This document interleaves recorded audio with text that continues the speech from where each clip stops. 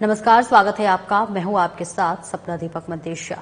Bulletin का आगाज करेंगे। राज्यपाल हरिभाऊ बागड़े ने उत्तराखंड के अल्मोड़ा में हुए भीषण सड़क हादसे पर गहरा शोक व्यक्त किया है। उन्होंने ईश्वर से मृतकों की पुण्य आत्मा की शांति और शोक संतप्त परिजनों को दुख सहन करने की शक्ति प्रदान करने की कामना की है। उन्होंने हादसे में घायलों के जल्द स्वस्थ होने की भी कामना की है।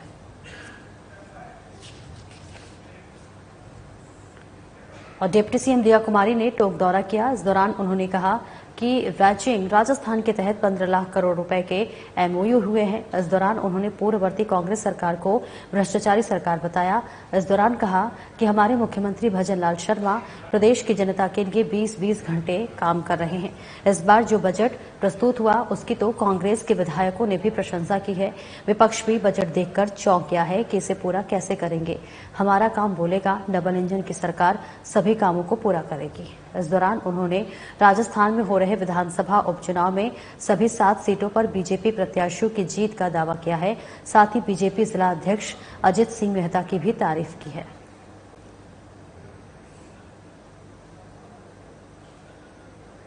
के काम हमेशा वो प्राथमिकता से मुझ तक पहुंचाया है। उन्होंने वो लेके आए हैं। चाहे कई बार बहुत भीड़ होती है तो भी अजीत जी कहीं ना कहीं से मुझे ढूंढ लेते हैं और इतना आप लोगों की चिंता करने वाला नेता किस्मत से मिलता है तो आप लोगों का सौभाग्य है कि ऐसा नेतृत्व, ऐसा नेता और ऐसा जनसेवक आपको मिला है, टॉप को मिला। तो मैं उनका धन्यवाद देती हूँ कि आज आपने सभी को एक पूरे सम्मानित मंच और आपके सभी पदाधिकारी, भारतीय जनता पार्टी के जनप्रतिनिधिगण, यहाँ सभी पधारे हुए हमारे टॉप के सभी नागरिक बंधुओं, मैं धन्यवाद आपका देती हूँ कि आपने मेरा इतना भव्य स्वागत किया, इतना मुझे सम्मान दिया। जैसा कि अजीत जी ने कहा कि ये जो सरकार है, भारतीय जनता पार्टी की सरकार, हमारे माननीय मुख्यमंत्री भजन लाल जी शर्मा जी की सरकार और हमारी पूरी टीम यहाँ राजस्थान की जनता के लिए रात दिन काम कर रही है। चाहे ERCP योजना धरातल पर उतारने की बात हो या यमुना का पानी शेखावटी तक पहुंचाने की बात हो, चाहे बिजली का संकट दूर करने की बात हो, चाहे सड़कों का जाल बिछाने की बात हो, महिला सशक्तिकरण की बात हो, चाहे सुरक्षा की बात हो, हर प्रकार से, चाहे रोजगार की बात, हर प्रकार से ये सरकार डबल इंजन की सरकार, जहां मोदी जी नेतृत्व कर रहे हैं भारत का और यहाँ भजन लाल जी नेतृत्व कर रहे हैं राजस्थान का, ये सरकार आप लोगों के हित के लिए काम करेगी और हर प्रकार से, चाहे देवरी उनियारा हो, चाहे 7 विधानसभा की बात हो। मैं ये जानती हूँ और हम सब जानते हैं कि इस बार राजस्थान की जो जनता है वो पूर्ण रूप से भारतीय जनता पार्टी के उम्मीदवारों को भरपूर वोटों से जिताई और विधानसभा आप लोगों ने 5 साल वो भ्रष्टाचारी सरकार भी देखी और ये जो हमारी 1 साल पूरा होने वाला है, वैसे जो हमारी भजन लाल जी के नेतृत्व में भारतीय जनता पार्टी की सरकार भी, अभी हमारे 1 साल भी पूरा नहीं हुआ, लेकिन आपने देखा जिस तरह से हर मंत्री काम कर रहा है, जिस तरह से मुख्यमंत्री जी काम कर रहे हैं, रोजगार लाने का प्रयास कर रहे हैं। राइजिंग राजस्थान में 15 लाख करोड़ के MOU हो चुके हैं। आप खुद पहले इतना काम होने वाला था और नहीं किसने इतने MOU किए थे। अगर ये सारे आप देखिए इतने MOU हुए हैं, ये इतना सारा निवेश आएगा और निवेश का मतलब रोजगार। अगर हमारे युवाओं को रोजगार मिलेगा तो मैं जानती हूँ और मानती हूँ कि सारी जो समस्या है राजस्थान की, जिससे चाहे महंगाई की बात करें, हम बेरोजगारी की बात करें, हम लोग हर जो भी समस्या है उसका जो रूट कॉज है, जो जड़ है, वो बेरोजगारी, वो गरीबी। उसके लिए ये सरकार पूरी तरह से प्रयास कर रही है कि हम आपकी जो मूलभूत सुविधाएं और समस्याओं को दूर करें जल्द से जल्द। तो ये आपकी सरकार है और ये सरकार भारतीय जनता पार्टी की सरकार है, लेकिन ये जनता की सरकार है। आज कोई भी नेता नहीं है, कोई भी आपके ऐसा कोई, हम अपने आप को राजनेता नहीं मानते। मैं ये जानती हूँ और मानती हूँ कि आज अगर कोई भी सरकार है, कोई भी बड़ा नेता है, कोई भी सबसे ज्यादा महत्वपूर्ण है तो वो आप लोग। तो ये सरकार आपकी है। जैसा आप चाहेंगे वैसा ही होगा। जैसा अजीत जी बार बार मेरे पास कुछ ना कुछ देखते बीजेपी जिंदाबाद, बीजेपी जिंदाबाद, वो सारे काम बिल्कुल हम लोग करेंगे। आज जो देवली उनियारा में चुनाव के प्रचार के लिए मैं जा रही हूँ, आप सभी से निवेदन है कि सभी की रिश्तेदारी, सभी की जानकारी देवली उनियारा में भी है और सातों विधानसभाओं में सभी की जिम्मेदारी है कि आप सब मिलकर ये जो संदेश है भारतीय जनता पार्टी का, जो भारतीय जनता पार्टी काम कर रही है, वो सारी बातें जनता तक पहुंचाने का काम करें, क्योंकि ये सरकार मन से काम कर रही है। हमारे मुख्यमंत्री जी, अभी आपने कहा मैं 18 घंटे काम करती हूँ, मैं आपको बताना चाहूंगी अजीत जी, मुख्यमंत्री जी भी पूरी तरह से कम 20 घंटे काम कर रहे हैं। काम कर रहे हैं कि मैं ऐसा क्या करूं, कितना काम करूं, क्या करूं, मतलब कभी भी चाहे हमारे एमएलए हो, मंत्री हो, लगे रहते हैं, वो संपर्क में रहते हैं कि जल्द से जल्द जितनी भी समस्याएं हैं और मैं जल्दी दूर करूं। समय हम सब जानते हैं 5 साल जाने में ज्यादा समय नहीं लगता, बहुत जल्दी जाता है। और उप मुख्यमंत्री दिया कुमारी ने सोमवार को टोंक जिले के दूनी में चुनाव कार्यालय का उद्घाटन किया और देवली उनियारा विधानसभा क्षेत्र से भारतीय जनता पार्टी के प्रत्याशी राजेंद्र गुर्जर को जिताने के लिए पुरजोर अपील की। वहीं उप मुख्यमंत्री दिया कुमारी ने दूनी में चुनाव कार्यालय का उद्घाटन करने के बाद रोड शो के एक कर विशाल जनसभा को संबोधित किया। इस दौरान उप मुख्यमंत्री ने कहा कि देवली उनियारा के विकास की कड़ी से कड़ी जोड़ने के लिए भारतीय जनता पार्टी के उम्मीदवार राजेंद्र गुर्जर जी को भारी मतों से विजयी बनाए। उन्होंने कहा कि राजेंद्र गुर्जर चुनाव हारने के बावजूद भी लगातार जनता की सेवा करते रहे हैं और अब मौका है कि उनके फिर से विधायक बनाकर जनता जयपुर भेजे। दिया कुमारी ने कहा कि वे 36 कौम के प्रतिनिधि के रूप में देवली उनियारा की जनता की सेवा करेंगे।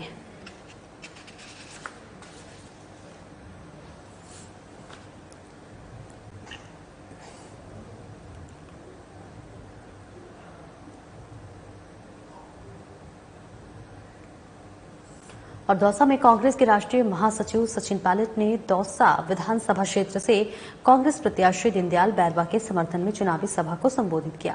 साथ ही ब्लॉक चुनाव कार्यालय का भी उद्घाटन किया। इस दौरान सचिन पायलट ने अपने संबोधन में कहा कि यह उपचुनाव में लड़ाई जातियों की लड़ाई नहीं है, ये लड़ाई विचारधारा की लड़ाई है, ये लड़ाई कांग्रेस और बीजेपी की लड़ाई है। उन्होंने यह भी कहा कि जिन लोगों ने आपस में लोगों को लड़ाया है, उस इतिहास का आकलन कर वोट करना है। जातिगत आधार पर समर्थन मांगने वालों को, जाति धर्म की राजनीति करने वालों को बीजेपी को सबक सिखाना है। सचिन पायलट ने कहा कि पूरे देश और प्रदेश की निगाहें दौसा के चुनाव पर है। यहां गरीब घर से पैदा हुआ हमारा प्रत्याशी चुनाव में बड़े बड़ों को चुनौती दे रहा है। दीनदयाल बैरवा लंबे समय से पार्टी का समर्पित होकर काम कर रहे हैं। कांग्रेस की मजबूत कार्यकर्ता है, जमीन से उठकर यहां तक पहुंचे हैं। ऐसे समर्पित प्रत्याशी को वोट देना है। इस दौरान दौसा सांसद मुरारी लाल मीणा, एआईसीसी सचिव पूनम पासवान, विधायक रफीक खान सहित हजारों की संख्या में कांग्रेस कार्यकर्ता मौजूद रहे।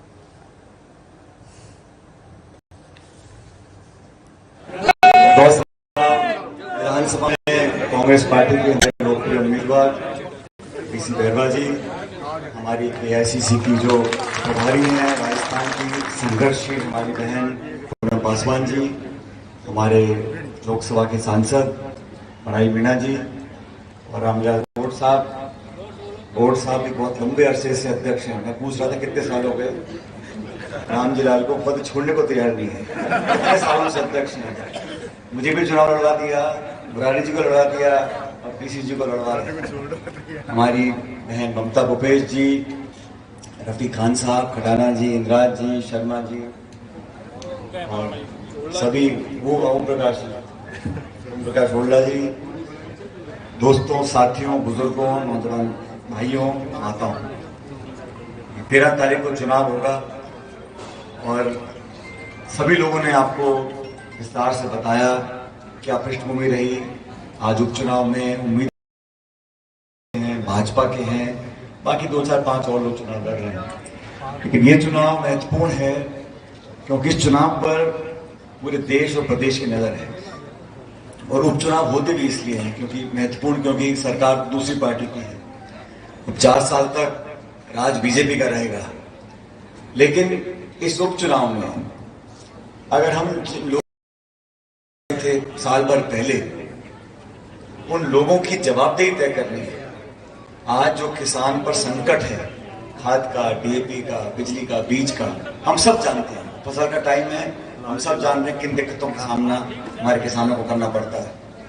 उसका जवाब अगर चाहिए, जवाबदेही तय करनी है, सरकार को आईना दिखाना है, तो ये उपचुनाव हम लोगों को भारी बहुमत से कांग्रेस पार्टी को जिताना है। कई जगह चुनाव है, लेकिन जब टिकट वितरण हो रहा था तो मैं तो धन्यवाद देना चाहता हूं हमारे सांसद मुरारी मीणा जी का कि इन्होंने सबसे सलाह कर, और हकीकत ये है कि राष्ट्रीय पार्टी में सबसे चर्चा कर अलग अलग जनप्रतिनिधि हैं, फीडबैक होता है, सर्वे होता है, सब कार्यकर्ताओं से बात करने के बाद पार्टी को ऐसा एहसास हुआ कि कांग्रेस में जिस व्यक्ति ने पीढ़ियों से, सदियों से पार्टी की सेवा करी है, वो एक गरीब घर में जन्म हुआ जरूर, लेकिन पार्टी के लिए हमेशा, और मुझे तो इनके स्वर्गीय पिताजी का अच्छी तरह याद है, बचपन से उनको मैं देखता था पार्टी के लिए थे, तो डीसी वो भी कड़क ही थे, कम नहीं थे वो भी, जो बात बोल दे तो बोल दे। लेकिन मैंने डीसी जी को देखा है, परिवार को देखा है, प्रधान आप लोगों ने बनाया, आपके बीच में काम किया, और आज कुंडल में जो माहौल मैं देख रहा हूँ, इसको देखकर मुझे कुछ संकोच नहीं कहने में कि यहाँ कोई कितनी ताकत लगा दे, सत्ता का, प्रशासन का, पुलिस का, धन बल का, और पता नहीं कितने मंत्री, संतरी गली गली वार्डों में जाएंगे, वोट मांगेंगे, समाज के अलग अलग नेताओं को छोड़ दिया जाएगा। लेकिन दौसा को जो मैं जानता हूँ, आप सब लोग समझदार लोग हो, और पूनम जी यहाँ के जो एक एक लोग बैठे हैं, ये सब राजनीति के पीएचडी होल्डर हैं सारे, इनमें से जितने मंच पर हैं उससे अधिक ये है, सारे डबल पीएचडी। इनको पूरा गुणा भाग राजनीति, किसका हल्का सा धोती खींचनी है, किसको धक्का देना है, किसको पद पे बिठाना है, किसको पद पे बिठा के भी पकड़ के रखना है, किसको ताकत देनी है, किसको भविष्य का रखना है, किसको वर्तमान में, पूरा तराजू तामान हमारा पूरा एक बिल्कुल अच्छी तरह जानते हैं। और आप सब लोग भी जानते हो कि जब कांग्रेस का सरकार का शासन हम लोगों का रहा, मुरारी जी को मौका आप लोगों ने दिया, तो लवान हो, कुंडल हो, सैथल हो, हर जगह हमारी सरकार ने क्षेत्र में काम किया। और ये बात आप तुलना कर लीजिए, जब भाजपा की सरकार प्रदेश में होती है, तब दौसा जिले में, दौसा जिले की जो विधायक होते ममता जी मंत्री कैबिनेट के बनकर रही, दौसा जिले के जनप्रतिनिधियों को जो मान सम्मान कांग्रेस सरकार में मिलता है वो बीजेपी कभी देती नहीं है। और अब भी जो दिया है वो भी आधा दिया हुआ है, आप समझ लें। फिर मान सम्मान देने में क्या किसी का कम होती है, आपको कुछ खर्चा नहीं है, कोई मान सम्मान देने के लिए भी अगर संघर्ष करना पड़े इस शासन में, वो सरकार फिर लोगों की भावनाओं की कदर नहीं करती। और राजनीति और जनप्रतिनिधि भावनाओं पर जीते हैं। पद पोस्ट तो आते जाते रहते हैं, कोई बर्खास्त कर दे, कोई इस्तीफा दे दे, कोई हट जाए, कोई भाग जाए, पदों की कोई गिनती नहीं है। मान सम्मान, जनता के अंदर एक विश्वास कायम होता है, और अगर मान सम्मान नहीं है तो फिर पद लेके भी कोई पूछता नहीं है।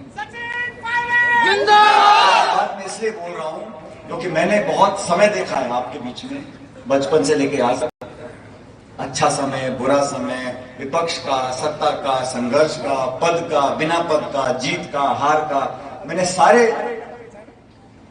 रंग देखे। और इसलिए मैं कह रहा हूं कि कोई पद हो ना हो, लेकिन जनता के दिलों में, जनता के जज्बातों पर जिसका जो राज होता है वही नेता मानते हैं। और आज मैं बड़े अदब के साथ कहना चाहता हूं, हमारा कोई झगड़ा किसी से व्यक्तिगत नहीं है, और ये चुनाव किसी एक जाति दूसरी जाति का चुनाव नहीं है। ये चुनाव विचारधारा का चुनाव है, दो दलों का चुनाव है, और इस बात का चुनाव है कि कौन बेहतर इस दौसा की सेवा कर सकता है। और विधानसभा में कांग्रेस प्रत्याशी डीसी बैरवा के समर्थन में सचिन पायलट ने तूफानी दौरा किया। इस दौरान दौसा के कुंडल गांव में सचिन पायलट ने नुक्कड़ सभा को संबोधित किया, जहां उन्होंने बीजेपी पर जमकर हमला बोला। सचिन पायलट ने कहा कि गली गली में बीजेपी के सभी जातियों के मंत्री घूम रहे हैं, आपको बहकावे में नहीं आना है। बीजेपी चाहे कितने ही तंत्र लगा ले, कितने भी मंत्रियों को लगा ले, कांग्रेस जीतेगी। बीजेपी के शासनकाल में प्रदेश में गोलियां चली थी, आपस में लोगों को लड़ाया गया था, जिसके सिर्फ और सिर्फ बीजेपी जिम्मेदार है। बीजेपी ने प्रदेश में जन कल्याणकारी योजनाओं को बंद कर दिया है। साल भर का जो काम का आंकलन की जनता करेगी, 7 सीटों पर लोग अच्छा चुनाव लड़ रहे हैं और मुझे विश्वास है कि भारी बहुमत से जीतेंगे। दौसा से डीसी बैरवा जी हमारे उम्मीदवार हैं। और पूरी पार्टी ताकत से लगी हुई है। तो 36 कौम के लोग मिलकर यहाँ से ऐतिहासिक जीत कांग्रेस पार्टी को दिलाएंगे। तो कितनी ताकत लगा ले, तंत्र लगा ले, मंत्री पूरे यहाँ डेरा जमाए हुए हैं, लेकिन दौसा ने हमेशा कांग्रेस का साथ दिया है। रानी मीणा जी का साथ दिया, हमारा साथ दिया। आज डीसी बहरवा जी उम्मीदवार हैं, भारी मतों से जीत कर जाएंगे। मीणा के भाई है जगमोहन मीणा, कितना कड़ा मुकाबला कांग्रेस में? देखिए, चुनाव होता है। मैं किसी के बारे में कभी टिप्पणी करता नहीं हूँ, मैं इस प्रकार की राजनीति नहीं करता हूँ, लेकिन चुनाव विचारधारा का है, चुनाव पार्टियों का है। और भारतीय जनता पार्टी ने केंद्र में 10 साल से लोगों को जो विश्वासघात तरह से किया है, उसको लोग देख रहे हैं। और साल भर से सरकार बीजेपी की राजस्थान में है। हमारी सारी स्कीम्स को उन्होंने बंद किया है। जन कल्याणकारी योजना जो हमारी सोच है राहुल गांधी जी की, उसको उन्होंने बंद करने का काम किया। और अपने खुद के वादे नहीं पूरे कर पा रहे हैं, जो अपने घोषणा पत्र में वादे किए बीजेपी ने। जनता जवाब मांगेगी और जनता को जवाब देने का एक अधिकार मिलता है चुनाव के माध्यम से।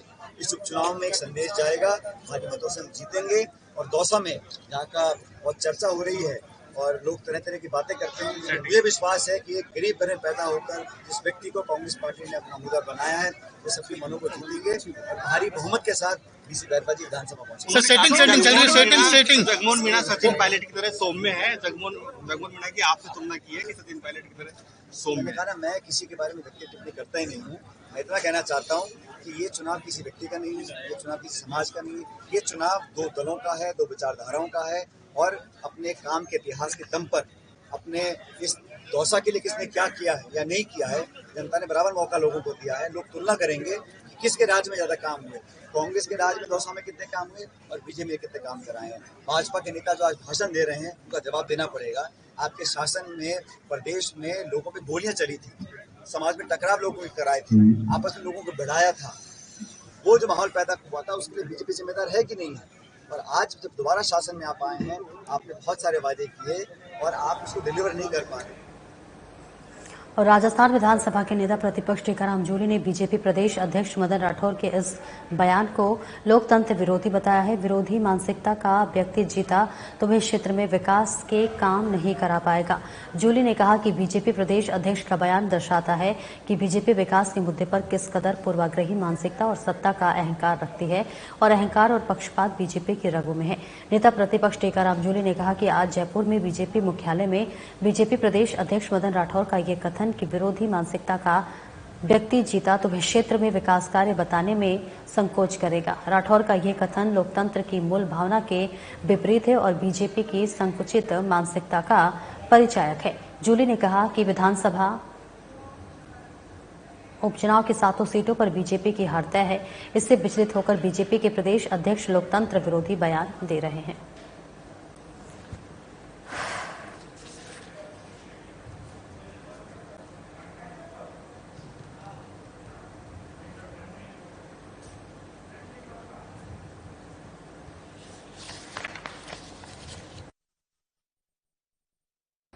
और दीपावली का त्यौहार न सिर्फ भारत देश में बल्कि विदेश में भी दुनिया के कई देशों में धूमधाम के साथ मनाया जाता है।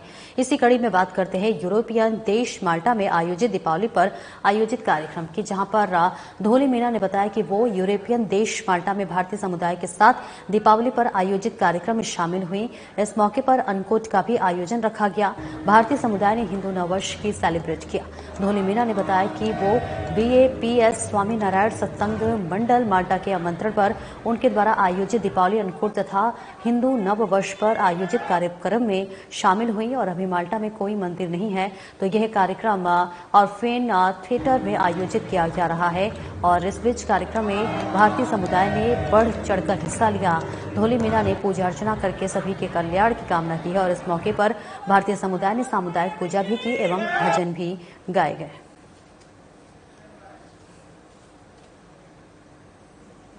और राजस्थान नर्सिंग ऑफिसर यूनियन के प्रदेशाध्यक्ष प्रदीप चौधरी ने बताया कि नर्सेज यूनियन की ओर से खियोसर विधानसभा से RLP प्रत्याशी कनिका बेनीवाल के जन्मदिन पर गौशाला में गायों को हरा चारा व गुड़ खिलाया गया। वहीं केक काट कर एक दूसरे को मुंह मीठा कराया गया। और इस बीच आपको बताते चले, मौके पर प्रदेश महामंत्री रोशन चौधरी, कृष्ण चौधरी, परमेश्वर, दीपांशु, रणजीत, विकास, दिनेश गुर्जर आदि मौजूद रहे।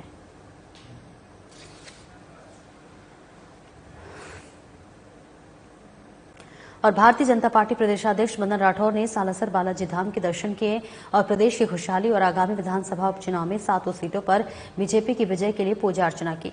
इस मौके पर मंदिर प्रशासन पदाधिकारियों ने मदन राठौर का तिलक लगाकर दुपट्टा पहनाया और विशेष पूजा कराई। पार्टी पदाधिकारियों और कार्यकर्ताओं ने राठौर का गर्मजोशी से स्वागत किया। इस दौरान प्रदेशाध्यक्ष राठौर ने कहा कि प्रधानमंत्री नरेंद्र मोदी की रीति और नीति में देश का युवा विश्वास जता रहा है। प्रधानमंत्री नरेंद्र मोदी ने जिस तरह से देश के आंतरिक और बाह्य सुरक्षा को मजबूत करने का काम किया है, उसी प्रकार वैश्विक पटल पर भी राष्ट्र का मान बढ़ाया गया है। देश का युवा, महिला, किसान और गरीब हर वर्ग मोदी की योजनाओं के लाभान्वित हो रहा है। मुख्यमंत्री भजनलाल शर्मा के नेतृत्व में प्रदेश का चहुमुखी विकास हो रहा है, जो कि राजस्थान में सुरक्षा और स्थिरता के नए आयाम स्थापित कर रहा है।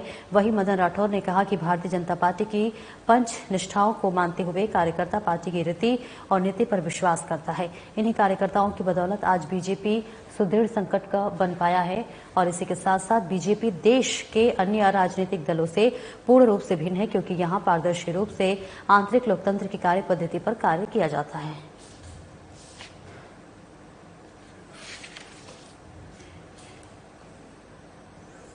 और उपचुनाव को लेकर इन दिनों सियासी पारा 7वें आसमान पर है। उपचुनाव की तैयारी में सभी पार्टियां अपनी अपनी तैयारी तेज कर दी है। इस उपचुनाव को लेकर डिप्टी सीएम दिया कुमारी टोंक दौरे पर पहुंची, जहां उन्होंने कहा कि राजस्थान के तहत 15 लाख करोड़ के एमओयू हुए हैं। वहीं दिया कुमारी ने पूर्ववर्ती कांग्रेस सरकार पर निशाना साधते हुए पूर्व की कांग्रेस सरकार को भ्रष्टाचारी करार दिया।